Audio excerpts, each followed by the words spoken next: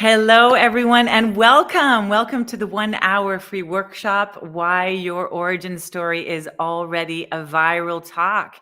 It's so nice to see you all joining here today. I'm going to wait for you to get into the live because when it comes to doing a LinkedIn Live, you have to get to the link, you have to wait for the event to be live, then you have to click on the link.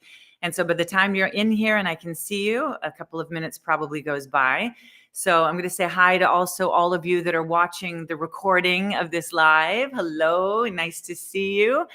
I'm really excited about today's live because an origin story is a really big deal. It's really important, and people half the time don't realize how important a good origin story really is. So before we dig into things, I'm going to see if anybody's in the chat right now. I'm going to open up the chat line. And I'm going to ask you all, whoever is already on the live, whoever's with me already, to just plug in your name and let me know who you are and where you're dialing in from, because I know the people that registered for this event are registering from like the UK. There were some people from London, from North America, from some parts of Europe, from Italy. Also somebody from, oh yes, Carol Reichert. Hi, Mom. We couldn't do a live stream without having our mom, right? So Carol's dialing in from Mexico. Yes. And this is awesome because I myself live in Italy. So my mom is, usually lives in Canada, but is currently in Mexico. So therefore, we don't get a chance to see each other very often. So it's just going to have to be online for the time being. Anybody else out there want to plug in where they are dialing in from and who's with me today so that I can say hi to you? So basically, the reason why, yes, from Mexico, Carol is. Okay. And I think on this new streaming device that I'm using, I can actually overlay messages. Let's see. There we go. We've got the messages that are on the screen. Okay. Just tried it out. Had to make sure that works. Yes, I'm trying Restream. Oh, there we go. We've got also Linda Ann that is joining us from Colorado. Fantastic. Hi, Linda Ann. Oh, it's so nice that you're joining me today. Fabulous. All right, I'm going to take that off for now. Just whoops. Playing around with Restream today. It's my first time doing this. Actually, I'm really excited because I haven't done a LinkedIn Live in a long time. It's been probably a couple of years. I did a lot of them during COVID, of course, when everything was online and everything was virtual. Nothing was in front of live audiences. But since everything opened up again, of course, we all can't wait to be in front of live audiences, which is what I do. I'm Chris Reichert. Anybody that doesn't know me well, I'm an MC. I'm currently a keynote speaker and MC for celebrity events, and I'm also an event host for high-end events. And I do these things all around the world, and so I'm accustomed by now. And I actually have always been accustomed to working in front of live audiences because I come from the world of broadcast media. And I'm a former MTV VJ. And so when I was working for MTV, I was up on huge festival stages and going in front of hundreds of thousands of people, or going live on cameras to 15 countries across the globe, which was very exciting in the late 90s because we didn't have digital technology like we do today. So to go live on red carpets, interviewing some of the biggest, hottest pop stars in the world to 15 countries was a pretty freaking big deal. It was a big deal. So it's so happy. Oh, I'm so happy. Francesco is also joining us from London. Wonderful. Hi, Francesco. Nice to see you. It's exciting to be going live today because this is, I think, a really important topic for a workshop. Now, I scheduled it for a Sunday because I thought this is a day when we're not all crazy mixed up with work and trying to navigate lunch hours and getting off of work and plugging in live at the right time. And instead, maybe we're kicking around, maybe we've got our kids at home, and this is a fun workshop where we can learn something new about ourselves, and even our kids can learn something new about us if you do have kids at home. So it's an event that we can just kick back, relax, and have fun with, because we're going to be discovering some really cool things. Who doesn't love a great origin story? I mean, origin stories are what I believe, and what many believe, have made people into who they are today, meaning the press, the amount of notoriety they get because of their impactful origin stories. So for example, oh, hi, Ralph has also joined us today. Great to be here from Toronto, Canada.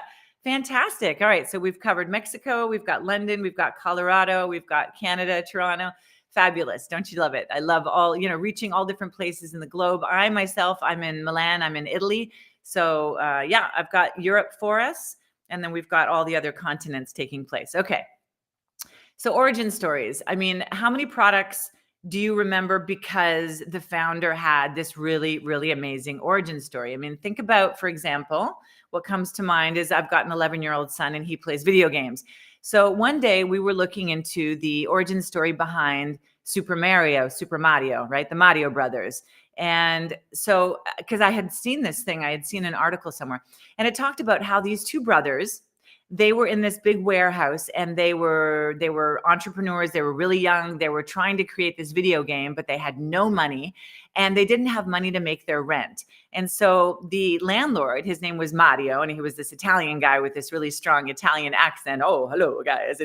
And they couldn't make their rent. And so they really asked, they said, please don't kick us out. Just give us another chance. And he said, all right, guys, I'll give you a month or two. And so he let them stay in his big warehouse for free for a couple of months while they made their video game. And these guys were so grateful and they were so indebted to this guy that they called their video game after him.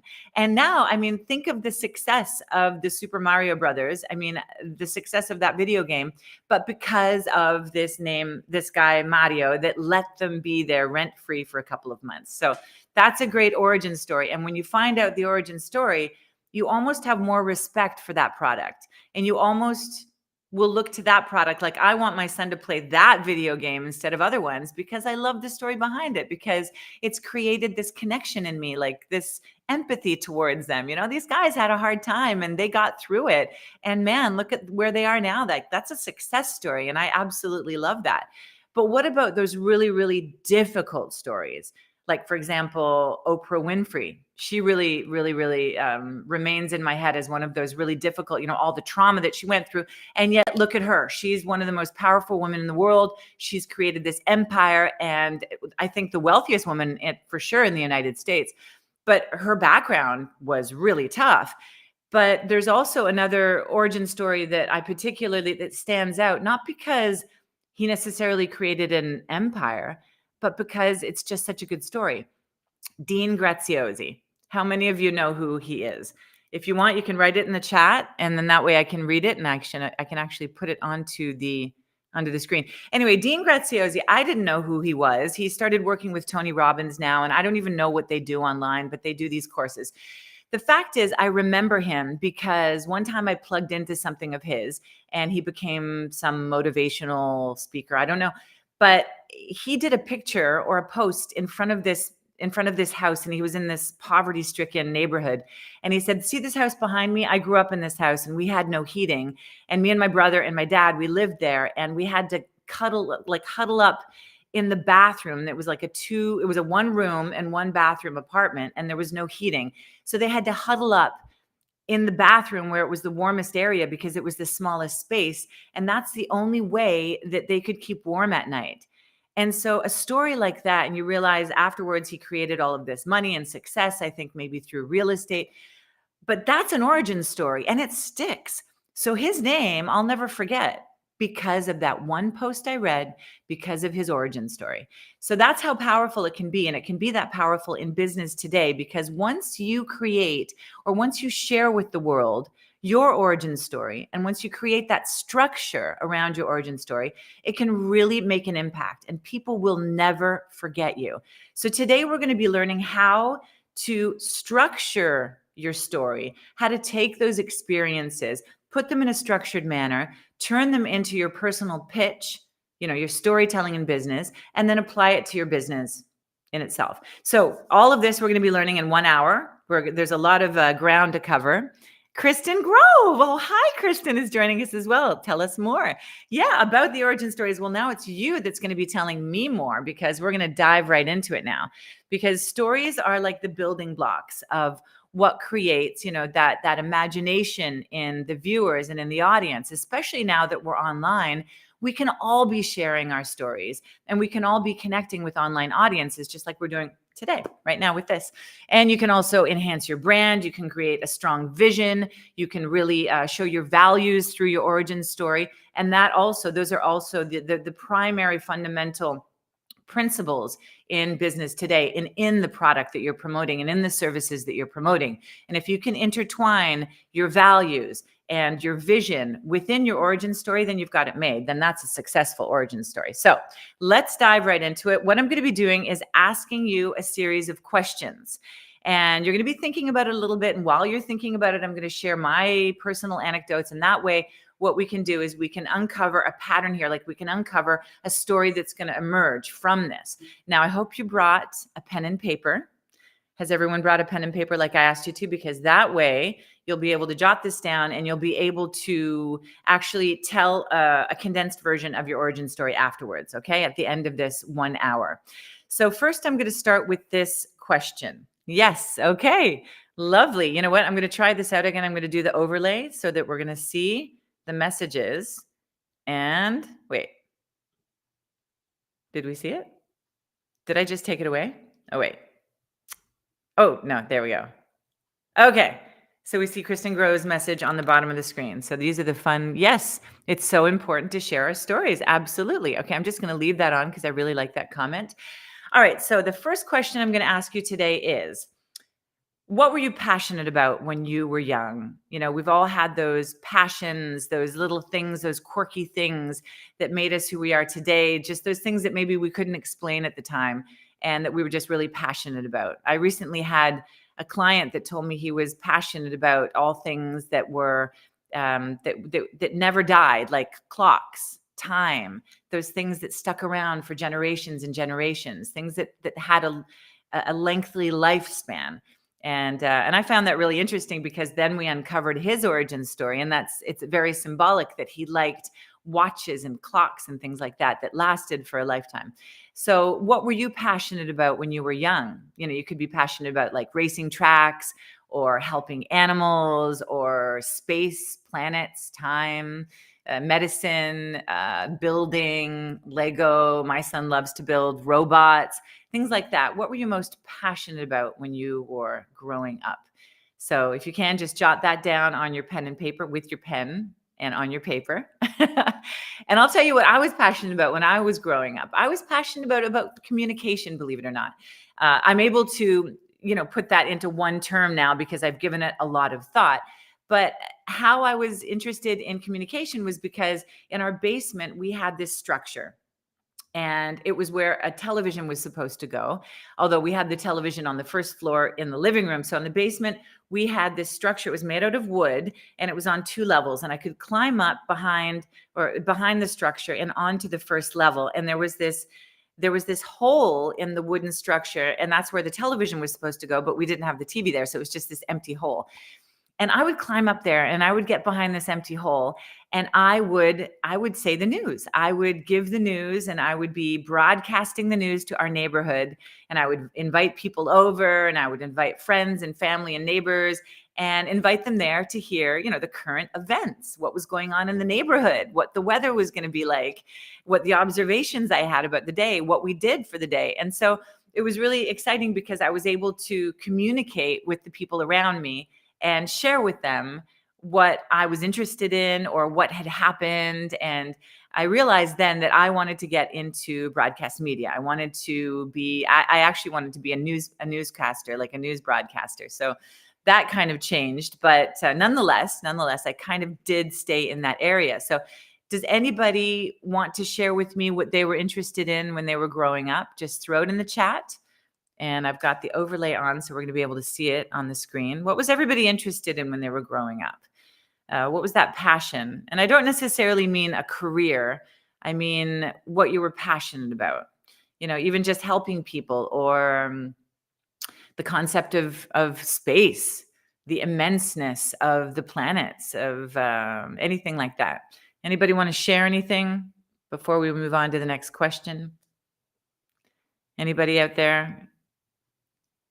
Carol, Ralph, Kristen.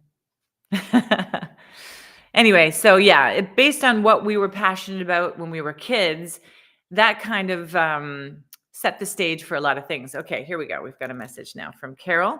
My passion was people, finding out about them and their stories. I was passionate about the whys and the wherefores of everything. I loved music and creating things. Okay, that is lovely. So, Carol, I know a lot about you, and I know that your passion was people. So I know that you're writing. You have this desire to write now, and you have a passion for writing, and you love writing about people. So that makes sense. Books. Okay, excellent. Who's joining here? Violetta, fantastic. Your passion was books. I love that. Yeah. Okay. And so we're going to move on to the next questions, and then you're going to understand how this is slowly going to be shaping your origin story. And with the structure that I'm going to give you, you'll see how you can put that into a proper personal pitch afterwards. All right. So who was that influential person in your life that said that one really impactful thing that kind of put you in the direction that you were going in? Now, this could be a very positive phrase, or it could also be a negative phrase. Some people have taken a very negative thing that a school teacher has told them, and they've turned it around, and that was their fuel that really ignited them into going in an opposite direction and proving them wrong and saying, you know what, I will amount to something, and look what I'm going to do, and I'll show you. But it could be instead your mom, your dad, one of your grandparents, your uncle, your aunt, or a teacher, somebody that told you something that you really could do, and that you set your mind to doing. Now, my mom always told me that I could achieve anything I wanted as long as I believed in myself. And if I worked towards it, I could achieve anything. So basically the teachings there was that to believe and to work hard, to like barrel forward and be proactive, and that would create amazing results. And that's something that I definitely have lived by all of these years. And no doubt I left Canada when I was 19, and I didn't even know where I was going to sleep that night. So I got to Europe. I arrived in Amsterdam, and I had my little travel guide. What was it called? Go Europe or something back then. And I found a hostel, and I spent the first night in a hostel, and the rest is history. I mean, it's 30 years later, and I've kind of never looked back, and I ended up getting to Italy and staying here and falling in love. And so becoming an MTV VJ, or at first I started a career in modeling. And so anyway, my whole direction was pushed forward, my whole journey in life, my career path, because my mom always told me that I could achieve anything that I wanted to do if I just believed in myself and I worked hard to get there. But just this morning, actually, I was reading something on LinkedIn, and it was a post by a guy. His name is Dan Martell, and I've recently come to know of his content, and he's so good. He's so good, this guy. And what he said was that he was most impacted by, get a load of this, the person that most impacted him with one phrase was his prison guard. He went to prison twice, this guy. I mean, the level of success that he's got now in his life is incredible. You'd never think. He said back then people thought that he was that kid that was going to never amount to anything. And he would have been that kid that all the parents said, stay away from that one. But instead, he was in prison for the second time. And it was his prison guard that said to him, what are you even doing here? And you don't belong here. And those two phrases, what are you even doing here? You don't belong here, were the phrases that catapulted him in the direction to turn his life around and to be the successful person that he ended up becoming. So I found that exceptional, that I just read that this morning, and that his most impactful, influential person was actually his prison guard.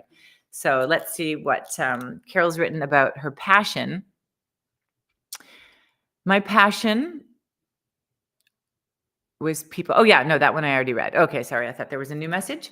So do any of you remember that one phrase that was told to you by somebody influential, by your grandparents, by somebody in your family, or by that teacher that either said something positive or negative, somebody influential?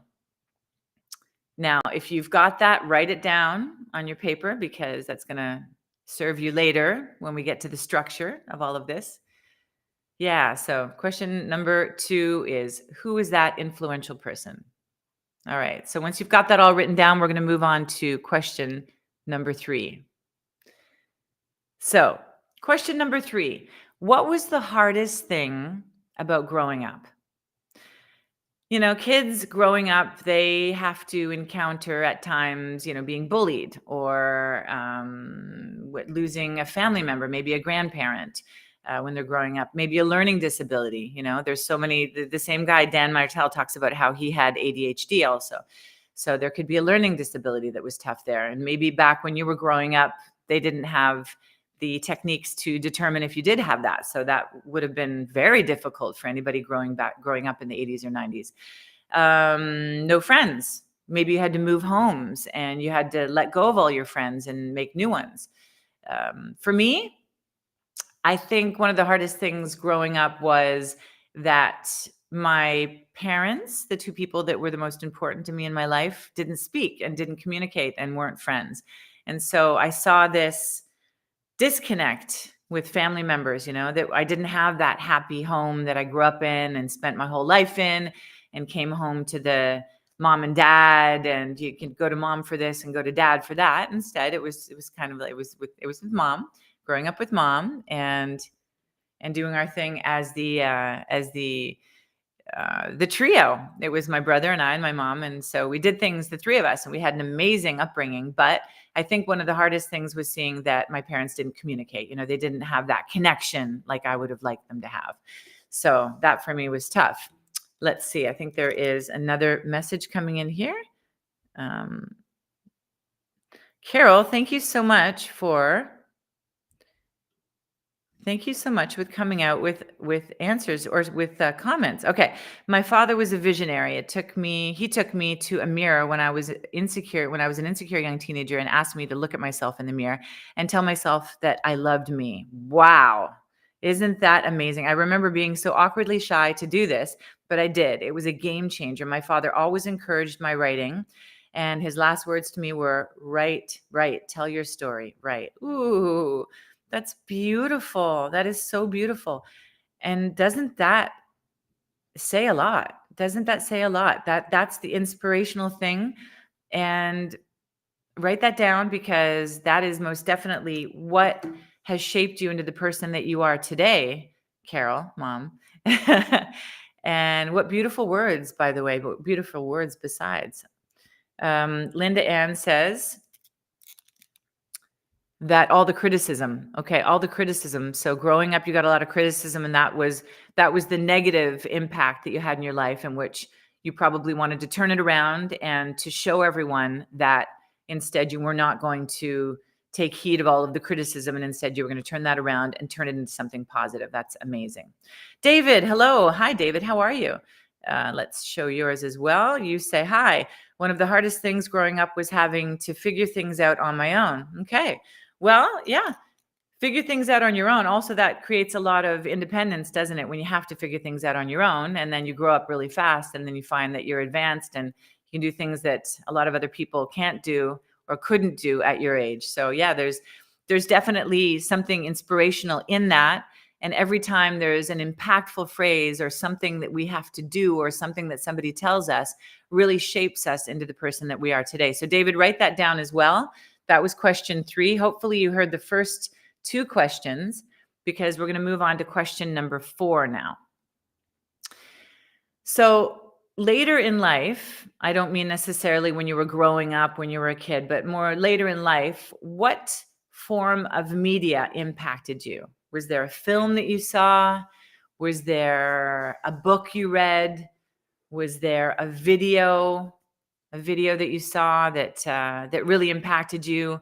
Something that really, there was that pivotal moment, let's just say, that pivotal moment when you saw that form of media. Because later in life, when the digital era started to come upon us, then we were very influenced by a lot of the media that's out there now that it's coming at us from all directions. I mean, actually nowadays it's hard to choose one, because there are so many impactful forms of media. However, growing up, there must have been one, like when we were teenagers or something like that, something that really, really stood out. So yeah, it could have been a book, a film, a motivational speech, a presidential speech, university thesis. Maybe you had to base your whole university thesis on something that you had studied and you were passionate about your whole life. So think about that. And if you'd like to share that in the chat, that would be amazing. My definite most impactful form of media was the film I saw that was based on the book The Unbearable Lightness of Being by Milan Kundera. And they made that into a movie. And I saw that film, and it was a very long film, very slow moving, with some incredible actors. Daniel Day-Lewis was the main male protagonist, and can't think offhand with the female protagonist. I have her face in my mind. But anyway, the female protagonist in the film was always searching for that deep human connection. And she couldn't understand how people could just get quick fixes and how they could search for just the indulgences that were immediate and they were superficial. And so she searched her whole life to find that deeper human connection. And she was never able to find it with the quick fixes. But I found this movie profoundly inspirational because it really, truly showed me that that's what I am most passionate about, is that true, deep human connection. And that started to shape me. I saw that movie when I was 17. And so from then on, that was a huge pivotal moment for me. And I think around the same time, simultaneously, I read the book, The Fountainhead by Ayn Rand, who's the philosophical Russian author. And also that book, in the same regard, was the game changer for me. So those two put together, The Unbearable Lightness of Being, the film, and the book, The Fountainhead by Ayn Rand, were definitely the two sources of media that shaped me into the person that I am today. Definitely. And it's interesting, though. It's interesting how in those influential years, when we're becoming adults and when all the hormones are through the roof and we're gaining our identity more and more by the day and really understanding how we're made uniquely. And that's when we can be most influenced by these different forms of media. So Carol says, the negative impact on my life was, I'm going to put that on there, was a Catholic nun in the Catholic school system. She was brutal and cruel, and I was her target. I was very shy, and could not speak out in class, and she would center me out. One day she leaned over my desk and growled at me, "You will never amount to anything, and you will probably get pregnant and amount to nothing." Ooh, to this day, I can still see and hear her and feel what that felt like. Wow, I can imagine how something like that would have the ability to even transport you back to those horrible feelings by somebody so negatively influential in your life. And now tell me this, Carol, now write it back in the chat if you'd like, but did you take her words and turn them around? Did you want to prove her wrong? Or were they the source of insecurity then growing up? I mean, how did they impact you afterwards? That would be interesting to know. So let's see. David says, The Great Gatsby, this book changed my perspective about life and its premeditated conditions. Isn't that something? Yes, The Great Gatsby. Wonderful. Thank you for that share. I love that. Does anybody else want to share what most impacted and influenced them when they were a little bit older, not in those early child years, but maybe more in the teenage years or in the early 20s when we become very influential. Sorry, guys, I live in Italy and sometimes words escape me from my mother tongue. Anyway, so yes, okay, so the influential people and the form of media, Anybody else with a media share? If it was a book, if it was a film, if it was a motivational speech, if it was a university thesis, anything like that? Before we move on to question number 5. Question number 5 is coming up soon, unless we have another share. Okay. So now I'd like to know, what career path did you decide to embark in? What career path did you end up doing? What do you do now? What's your job? What's your industry? And and if it at all resembles what you were passionate about when you were youngest. So let's take a look at that. So what's your career? Where are you right now in your career? I'm just going to read this message down here. Got to get glasses on for that. Oh, thank you, Carol. Okay, so you're getting back to me based on what the nun had said to you. So you say, I have spent my life overcoming and proving her wrong. Excellent. She definitely set a fire burning in me to exceed all expectations. Yes. Fantastic. So that's a beautiful example of how you can take something so negative that somebody has told you, that influenced you and impacted you so negatively. To this day, you still have that feeling that comes back to you when you think of that moment. And yet you've managed to turn it around and to prove her wrong. And every day you set out to exceed her expectations, all expectations. Yes, they were quite low. So I was going to say, so it's not that hard. But no, I'm just kidding. Okay.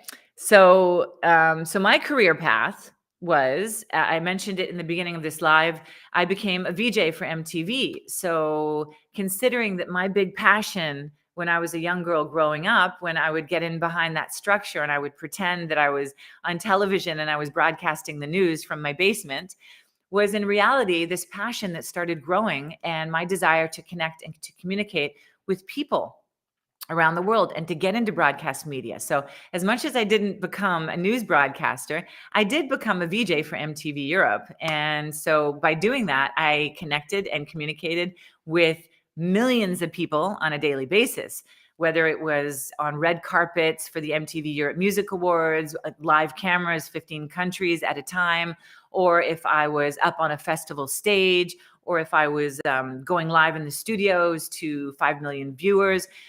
Whatever it was, I was broadcasting and I was speaking to people, and it could have been live or it could have been recorded, but it's always that outreach. It's always that from me to this large audience. And nowadays I'm a keynote speaker and I'm also an event host. So I've taken it to the live stage more often than not. And definitely my original passion has then fueled my present career and everything that I've actually done in my growing career in these years. So it really does go to show you how there is this correlation.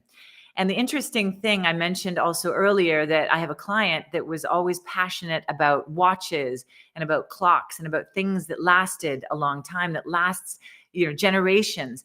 And what was interesting is he lived on a farm and he grew up on a farm. And he would see the lifespan of these animals, that they would live maybe, I don't know, 10 years, but he was able to see their lifespan take place. So from the time they were born, he would see this young calf born to the time when it got old and they would take it away and it would be brought, I guess, to the slaughterhouse. So he became so sensitive to that issue, and his desire and passion to see things last forever, it pushed him into an industry which is in agriculture. And he now works for a genetics company where they create genetic products that allow animals to live longer. So I think he increases the lifespan of the milking cows, on the dairy cows, to I think 5 years because of the products that they have invented. And so it's really interesting to see how his passions for the things that last forever. Oh, and he also loves real estate. So he has to buy a house there or there because it's something that lasts a long time in time. And so his passion for these things actually fueled what he ended up doing in his career now. So I found that incredibly interesting. So Linda Ann has come in with the share that we're going to put up on the screen as well. So I started in education. This is Linda Ann talking. And that wasn't what I was passionate about when I was young. I was passionate about education, learning and teaching. I am my 5th career and am a consultant coach. And that is still very linked to learning, teaching, and education. Isn't that so? Absolutely. It totally ties in one with the other. The fact that you were passionate about learning and teaching, and to now you're in coaching and you're actually teaching many people, and you're coaching them to excel in whatever they're doing. That is wonderful. All right, I'm going to go to this question here, or this share here. Okay. So the form of media that most influenced you, Carol, was The Alchemist, the book that was inspirational, as well as the film What the Bleep. Oh, both amazing. Absolutely. I agree. So I'm going to close the overlay, close the chat box. And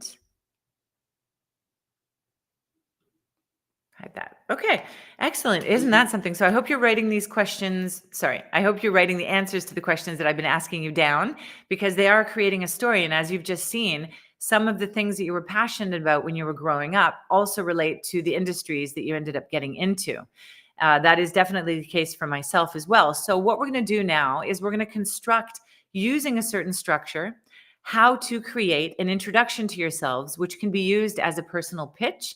And it can actually be used, if you elaborate on that, into an actual, an inspirational storytelling talk for your business. And that can then be brought out into doing a TED Talk. If anybody is ever interested in doing something like that, you could actually expand on that and bring it out to being, bring it out. I know that's probably poor English on my behalf. However, you could expand that so that it become 18 minutes, because you can create a body within that. But first and foremost, let me give you some tips on how to express your origin story. So how to put it out there so that it is inspirational for other people. So these are more in your communication styles, and then we're going to get into the structure of it. So some of the tips are, first and foremost, get real. People absolutely love authenticity. Today's day and age, that's what it's all about. The more authentic you are, the more real you are, the more people are going to gravitate towards you. So you also want to express the emotions that you were feeling. Like Carol, for example, if you were talking about the nuns and you had to tell your story, you would probably feel the emotions as you're telling the story. Now, I'm not saying start crying or get your nervous system completely dysregulated, but what I mean is, it would be interesting if you would share what it felt like. Because when people understand what it was to feel that way, there's an automatic empathy and connection that takes place. There's this embodiment of energies. There's this sharing of energy fields that takes place. And so people really can connect to that. Also, what's important is to find your hero. So in most storytelling cases, it is yourself, because you are telling your origin story. However, your origin story can also bring the hero in the story, which could become your product. Maybe if you're a coach or a consultant like you are, Linda Ann, your hero could actually be your services, like what your mission is, what those services is that you offer, and how you are of service to the world. And by creating a hero in your story, what you do is you underline the values of your system and your product or your service. But you also have to give that hero conflict to overcome. Because once the hero has the conflict, has the hardships to overcome, and once they overcome them, then that's where you have your success story. And that's where the origin story becomes even more interesting, because people can be like, wow, look at that huge thing that they overcame. Also, another key aspect when you're telling a story is to dive deep into the details. However, don't digress. Don't let your details go there and there and there and there until you're all over the map and people can't even understand what you're talking about anymore. And I tend to do that at times. But what I mean is, give detail, because people love to create that imagery in their minds. So if you give them more detail about your story, like what the day was like, it was a gorgeous sunny day and I was running through this field, and in the distance I could see this and I could smell the flowers. What you're doing by giving details is you're allowing more imagery to take place in your audience's mind, right? So that is really important when you're telling a story, diving deep into the details. And then what you want to do is you want to create the that was then and this is now aspect. So you want to draw that definite line in the sand that says, that's where I was in those years. And through this whole story, this origin story, it shaped me into where I am now. Or when I heard that phrase from the nuns, that was when I decided that this is what I wanted to do with my life. So it's like that moment, the game changer moment, and you create the line in the sand that says that was then and this is now, and how you turned it around and what you went to doing and like what your success story is. And that's how you create a lot of impact in what you're saying. All right, so let's now create your captivating talk. Now, a talk needs structure, but a talk needs to be done in a way where you're relaying your story, you're feeling the emotions, you're creating the hero conflict and the solution. You're giving the details. And what was the last one? And then that was then, and this is now. And all of those are key elements to incorporate into your talk, but you also need a definite structure. But then that definite structure cannot necessarily have the confines of like, this is step one, this is step two. It all blends together afterwards. So let me explain better. To have a structure to make a captivating talk, what's great to do is to open with an attention grabber. Now, when I say an attention grabber, I mean like an astonishing fact. Did you know that 38% or 78% of the world today is stressed because of this? Or that, 89% of the population of America believes that they're not smart enough. And, Linda Ann, that could be your attention grabber. An attention grabber that's going to be relevant to your origin story and relevant to your industry, because you want it to be something that's going to set the stage for a problem that you're going to solve. Okay. So step one is create the attention grabber. All right. It could be an astonishing fact, or it could be a really interesting anecdote. Like when I was 3 years old, I fell down and I scraped my knees or something like that. So that could be also, if it does actually create that relevance in your story, in your origin story, then it could be a personal anecdote, something really spectacular that happened, something really life-changing, or an astonishing fact. Now, I'd like you to write these down. So step one is attention grabber, okay? Step two is going to be the problem worth solving. Present a problem that you've seen in the world today and how you set out through your mission statement to want to solve that, right? So, okay, what is the problem that you see in the world today? What is something that is bothersome for you that you would like to change? All right. So present the problem worth solving. So attention grabber. Number two is the problem worth solving. And then an influential person in your life, what they said to you. Okay. So what was that key phrase? We've been through that before. Like we've just talked about that. So you can write that down. The influential person and what that person said to you.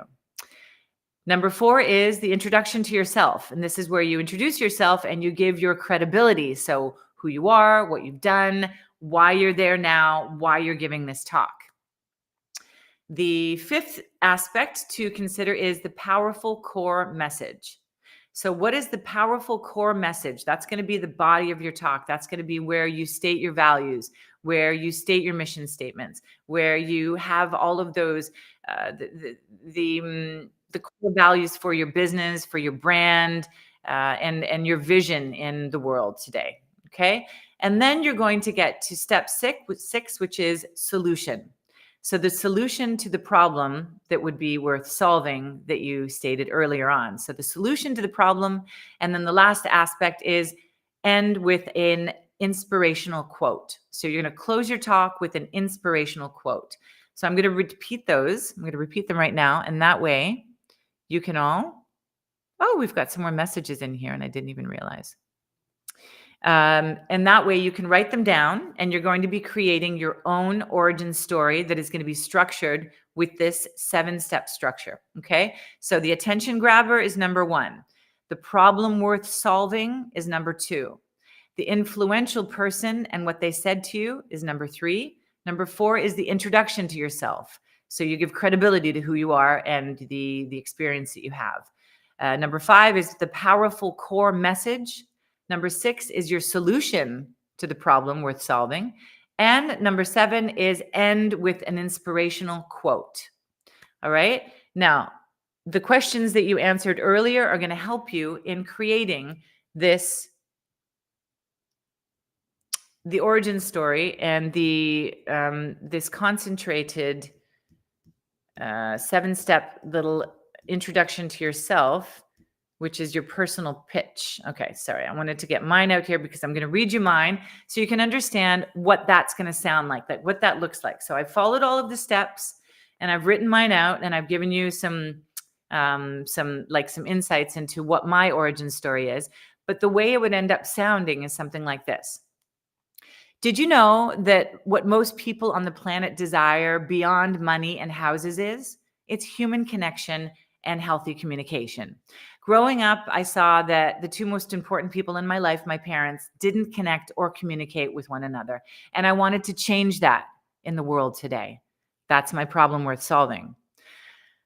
My mom always told me that whatever I set my mind to doing, as long as I believed in myself and worked towards it, I could achieve it. So hi, everybody. I'm Chris Reichert. I'm a keynote speaker. I'm an MC, and I'm an event host. My passion is authentic communication and authentic connection. In my career, I strive to communicate authentically with my audience, and I love to create connection with the people in front of me. So this is my mission statement. So this is my mission statement. Sorry, everybody. I just lost where I was here. Yes, I have notes. And with my training programs, I want to help people find their authentic selves and connect deeply with the people in their lives. So this is the solution to the problem we're solving. And as Brene Brown said it well, connection is why we're here. It's what gives us purpose and meaning to our lives. So if we think about that, that is my introduction to my captivating talk. Now, I could probably, once I had it memorized and once I relayed it in a very relaxed fashion, I could probably say that within 1 minute. And that could be an intro, or that could be kind of like my own personal pitch. And what's really interesting is once we've got a strong origin story and once we realize what our mission statements are, where we came from and where we are today, and what propelled us into the direction that we are today, and who were those impactful, inspirational people, and what our core messages and values are. Once we have those clear and concise, we can really create a captivating story. And we can use this towards even creating a TED Talk or a TEDx talk or something like that in order to promote our businesses. Now, I'd like you all to do the same. I'd like you all to create a 1 to 2 minute introduction, so a personal pitch to yourselves by using the 7 steps, okay? The attention grabber, problem worth solving, influential person in your life, the intro to you, powerful core message, the solution, and inspirational quote. And I'd like you to create your own personal pitch that could potentially, if you elaborated on it and created maybe a 15-minute talk around that, could result in a captivating and potentially viral talk. So this is where it really gets cool because you can use that towards your business. And I know in the past, I've had past clients create their own personal pitch, and I've had them record that and create a speaking video LinkedIn profile. And that's been really interesting because video really speaks. And so if you could create that, but also this is something that you could take to a live audience. You know, you could take that to a boardroom meeting. You could take that to some speech that you have to do for a corporate event for your company. I mean, these are all things that to have in your back pocket are really, really important to have. I'm just going to jump back over here to the comments. Let me just see. Whoops. I'm going to see. David's. Okay. So you currently work for the Department of Human Services, and you're a residential counselor. Okay, fantastic. And I'm trying to think back of the other comments you shared with us and how maybe your what you were passionate about as a child, how that influenced what you came to do now. Maybe you could think about that and write that down for us. Let's see here what Carol says. I started out working in the hotel business, traveling the world. It wasn't at an event I planned and hosted at Tiffany's. It was an event, that I planned and hosted at Tiffany's in New York for corporate clients. It was during the upscale event that I had an epiphany. I was overwhelmed with thoughts of the homeless people scrounging around in the back garbage bins after the event to find something to eat that was left over. It was then that I decided to go back to school and get a degree and become a social worker, a counselor, and a woman's advocate. I wanted to empower women and adolescent girls. And that's exactly what you went on to doing. But that was your epiphany moment. Isn't that something?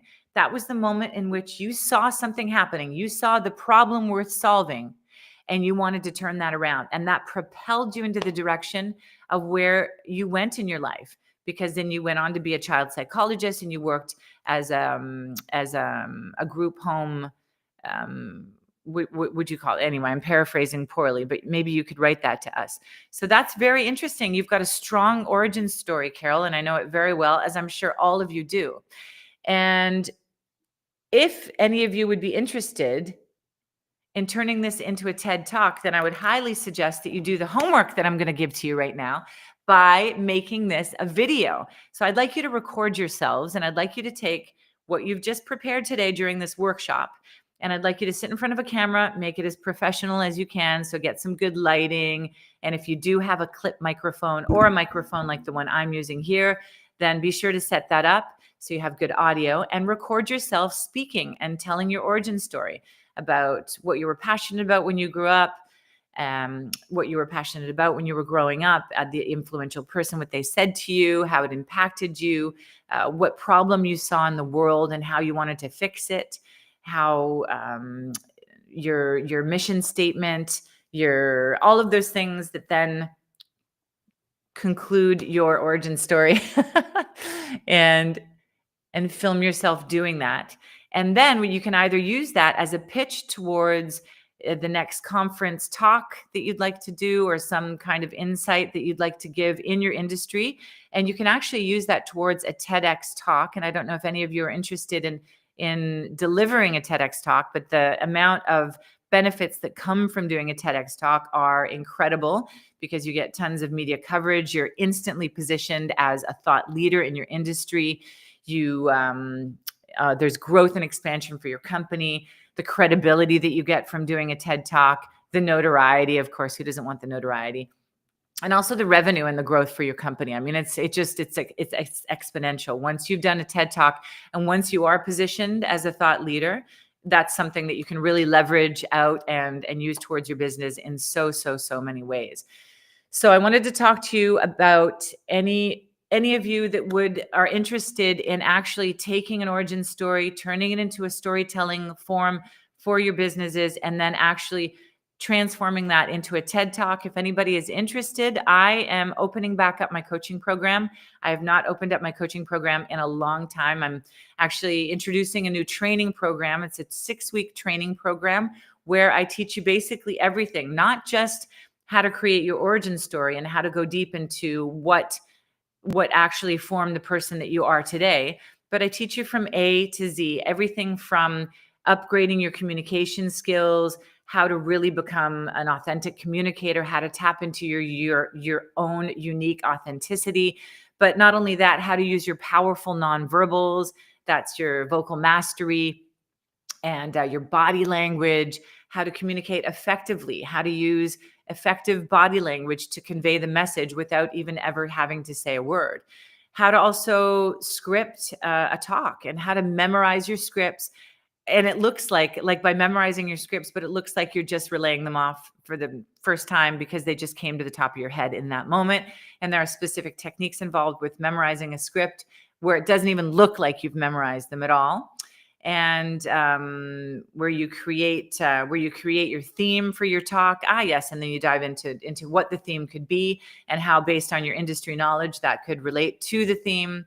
And then also right down to submitting the forms for a TEDx talk, because I've been through all of the steps and I know exactly how to do that, and I can train you to upgrade your communication skills, to really up level all of your speaking abilities as well, and then essentially to get your talk scripted, to get it memorized, and to get it submitted into the TEDx platforms, and therefore be contacted to speak on behalf of your industry and on behalf of your company and deliver an impactful TED Talk. So if you're interested in doing that, I'm going to be launching my 6-week training program. It does start next week.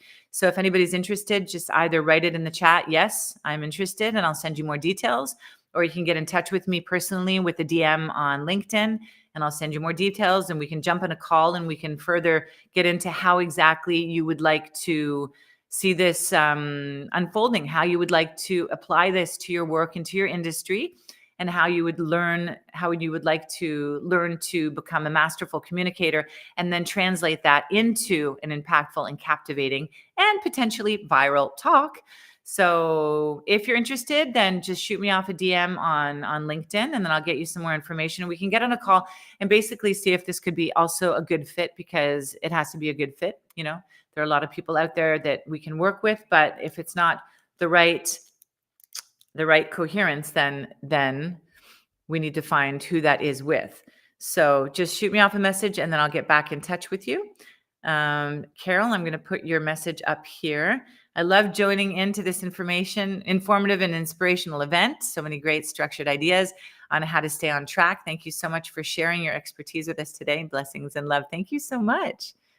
Thank you so much for all of the shares. I love hearing about your stories. I love hearing about all of the impactful people and what you do now, and how your upbringing really shaped you into who you are today and to be doing what you're doing today. So that's really awesome. Thank you so much. Would anybody like to have any shares? Does anybody have any questions? Do you have any questions about what we talked about today?